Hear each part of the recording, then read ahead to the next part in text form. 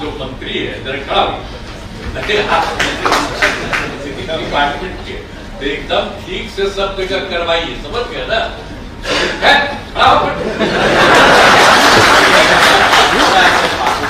ठीक है, आपको जान के हमें डिपार्टमेंट चाहिए, तो आप एकदम पूरा तौर पर करते हुए सब लोगों को काम करिए। यही सब लोग के साथ मैं आप सबको बधाई देता हूँ और अपनी बात समाप्त करता हूँ। नमस्कार, टाइम्स ऑफ स्वराज में आप सबों का स्वागत है। मैं हूं संतोष सिंह और आज हम टाइम्स ऑफ स्वराज में बात शिक्षा विभाग के अपर मुख्य सचिव और शिक्षा विभाग के मंत्री की करने जा रहे हैं। आखिर ऐसी क्या वजह है कि जब कभी मौका मिलता है सीएम दोनों को क्लास लेने से बचते नहीं हैं। याद होगा आपको विशिष्ट शिक्षकों का जो नियुक्ति पत्र दिया जा रहा था, उस दौरान शिक्षा मंत्री को खड़े होने के लिए कहा था और संदर्भ क्या था कि शीघ्र से शीघ्र इन लोगों की पोस्टिंग और बाकी जो प्रक्रियाएं हैं पूरी नहीं हो रही है, जल्दी कीजिए। हम कार्यक्रम की शुरुआत में वो क्लिप आपको दिखाए भी हैं। आपके जहन में आ गया होगा कि मुख्यमंत्री शिक्षा मंत्री को स्टैंड अप कर दिए थे। ये पहली घटना है। 2005 से हम नीतीश कुमार को देखते आ रहे हैं, किसी मंत्री के साथ इस तरीके का व्यवहार करते हुए मैंने नहीं देखा। और जिस संदर्भ में उनको स्टैंड अप किया था वो संदर्भ आज भी मौजूद है। कल विधानसभा में जिस तरीके से शिक्षकों के वेतन को लेकर हंगामा हुआ कि 3-3 महीने से वेतन नहीं मिला है, वित्त मंत्री जवाब देने की स्थिति में नहीं थे कि भाई प्रान नंबर मिलने के बाद भी क्यों ट्रेजरी से उन लोगों को भुगतान क्यों नहीं, प्रक्रिया क्यों नहीं शुरू हो पाई है, वो ट्रेजरी नंबर क्यों नहीं दे पा रहा है। वित्त मंत्री चुप थे। बताइए, होली जैसे पर्व में जो है शिक्षकों को वेतन नहीं मिला, रमजान में भी वेतन मिल जाए तो बहुत बड़ी बात है। रमजान में एडवांस देने की बात चल रही है, हंगामा हो जाएगा ना। मुसलमानों को अगर नहीं मिलेगा तो हंगामा हो जाएगा। यहाँ तो भाई सवाल है वोट का, वोट दे चाहे नहीं दे, लेकिन जो राजनीति है, सियासत है, उसमें कैसे उनको पैसा नहीं दिया जाए। लेकिन सनातनी सरकार होली में शिक्षकों को पैसा मिले इसके लिए कभी पहल करते हुए नहीं देखे हम। खैर, सवाल वो नहीं है। कल विधानसभा में भी जिस तरीके से सरकार द्वारा चलाई जा रही योजनाओं का लाभ नहीं मिलने की बात, खास करके शिक्षा विभाग के संदर्भ में जब हंगामा शुरू हुआ तो सीएम सीधे इंटरफेयर की और इंटरफेयर करते हुए उन्होंने शिक्षा मंत्री और अपर मुख्य सचिव जो बैठे हुए थे शिक्षा विभाग के, उनके तरफ इशारा होकर अपनी फिर से उन्होंने नाराजगी व्यक्त की। मतलब कहीं न कहीं सीएम असहज हैं शिक्षा मंत्री और एसीएस के। आखिर इसकी वजह क्या है? क्या वजह है जो इन दोनों से सीएम नाराज है? क्योंकि सीएम को बहुत भरोसा था।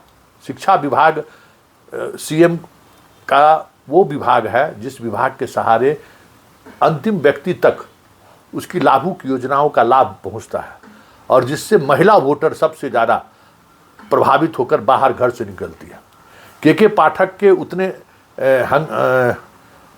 कह सकते हैं मुख्यमंत्री के सदन में कहने के बावजूद भी कार्रवाई मतलब वापस नहीं लिए, फिर भी के पाठक को चुनाव तक उन्होंने इसलिए बनाए रखा कि कम से कम हर बच्चा के पास अंडा तक पहुंच जाए। ठंडा में जो कुछ भी परेशानी हो रही है, सरकार की जो योजनाएं शिक्षा विभाग के माध्यम से बच्चों तक पहुंचता है वो पहुंच जाए। और ये पता था कि जैसे ही पहुंचेगा जो उनके खिलाफ इनकम्बेंसी है वो कम होगा और उसका लाभ मिला। आप देख सकते हैं कि महिलाओं ने किस तरीके से नीतीश कुमार को वोट किया और उसका लाभ बीजेपी को भी मिला। तो ये बात इन्हें पता है कि शिक्षा विभाग में जो कोई भी योजनाएं चल रही हैं, जिस तरीके की भी योजनाएं चल रही हैं, उस योजनाओं का लाभ अगर हम पहुंचाने में कामयाब हो गए तो फिर 2025 साधने से हमको कोई नहीं रोक सकता। शिक्षक नाराज रहे, विद्यार्थी पढ़े चाहे नहीं पढ़े, सरकार की जो योजना है ना उसका लाभ, साइकिल, पोशाक, छात्रवृत्ति, अंडा, फल, किताब, बस्ता, पानी बॉक्स, ये सब पहुंच जाए तो निश्चिंत है कि 2025 जीत जाएंगे। इसलिए सीएम खुद इंटरफेयर किए।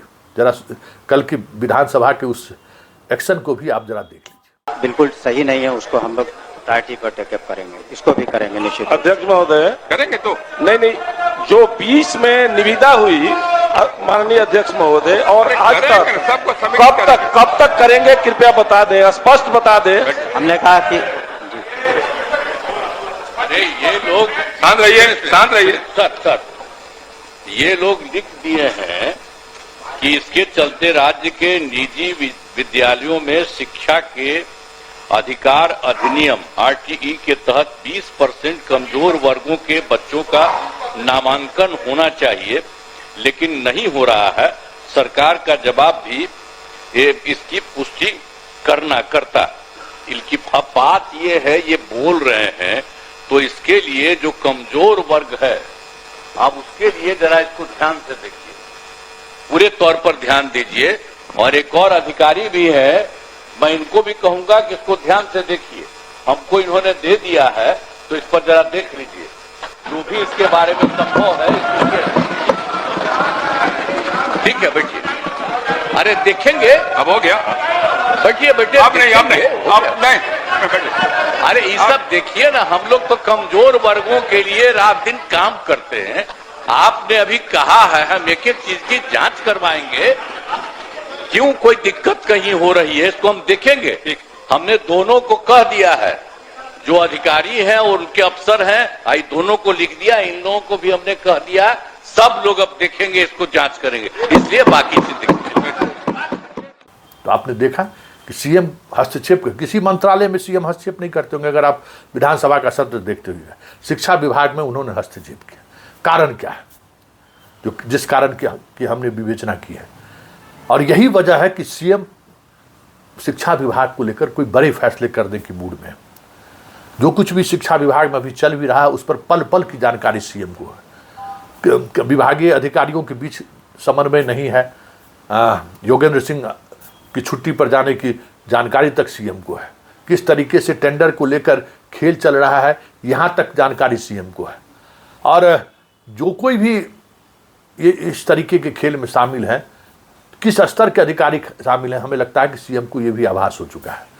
और यही वजह है कि एस सिद्धार्थ के उस फैसले को, जिस फैसले के तहत बैजनाथ यादव और एक और प्राथमिक के जो निदेशक थे पंकज कुमार को, जो उन्होंने एक्सटेंशन दिया, वो एक्सटेंशन कराने में भले कामयाब हो गए, लेकिन उनको उस जिम्मेवारी से कैसे मुक्त किया जाए, जबकि एसीएस खुद वो फैसला करवाए थे, लेकिन दोनों जगह अधिकारियों को प्रतिनियुक्त कर दिया गया, मतलब वहाँ पोस्टिंग कर दी गई। और अब हाल ये है कि वहाँ पर पोस्टिंग होने के बाद वो कैसे उनको अपमानित किया जाए, कैसे उनको काम करने से रोका जाए, इसको लेकर वहाँ जो पॉलिटिक्स हो रहा है, बैजनाथ यादव को सुपर बॉस बनाना, पंकज को सुपर बॉस बनाना, ये सारी जानकारी भी मुख्यमंत्री तक है। और समान प्रशासन विभाग भी इस पर नज़र बनाए हुए। तो जो कुछ भी हो रहा है, इस वजह से जो पॉलिटिक्स चल रहा है विभाग में, इस वजह से जो सरकार की योजनाएं हैं वो नहीं पहुंच पा रही है, वेतन नहीं मिल रहा है। आज तक कभी ऐसा नहीं हुआ था कि 4-4 महीना वेतन नहीं मिले शिक्षक को। इस बात को लेकर नीतीश खासे नाराज है। इसी तरीके से और कई मुद्दे हैं, जिन एडमिशन कराने से लेके आधार की लोकेट जो समस्याएं हैं, नियुक्ति की प्रक्रिया TRE 3 में कितना वक्त इन लोगों ने ले लिया, पोस्टिंग को लेकर देखिए कितना वक्त लोग ले रहे हैं। ये सारी विफलताओं से कहीं न कहीं नीतीश आहत है। ऐसे में किसी भी वक्त ACS की छुट्टी हो जाए या शिक्षा विभाग के मंत्री का विभाग बदल जाए तो कोई बड़ी बात नहीं होगी, क्योंकि ये नीतीश बर्दाश्त करने को तैयार नहीं है। क्योंकि उन्हें पता है कि यही एक डिपार्टमेंट है जिसके सहारे हम गांव के अंतिम व्यक्ति तक सरकार के उस लाभुक योजनाओं का लाभ पहुंचाते हैं जो वोट में तब्दील होता है।